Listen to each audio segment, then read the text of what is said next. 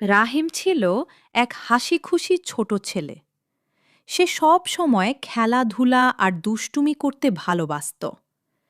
কিন্তু একটা ব্যাপার ছিল, সে অন্যকে সাহায্য করতে খুব একটা পছন্দ করত না। একদিন সকালে তার মা বললেন, রাহিম, মনে রেখো, মানুষকে সাহায্য করলে আল্লাহ খুব খুশি হন। রাহিম হেসে বলল, এত ছোট ছোট সাহায্যে আবার কি হয়? তারপর সে স্কুলে যাওয়ার জন্য বের হল। রাস্তার পাশে সে দেখল এক বৃদ্ধ লোক ভারী ব্যাগ নিয়ে হাঁটছেন। বৃদ্ধ কষ্ট পাচ্ছিলেন। তিনি বললেন, বাবা, একটু সাহায্য করবে? রাহিম প্রথমে না করে চলে যেতে লাগল, কিন্তু হঠাৎ তার মায়ের কথা মনে পড়ল। সে ফিরে এসে ব্যাগটা তুলে নিল। বৃদ্ধ হেসে বললেন, আল্লাহ তোমাকে ভালো রাখুন।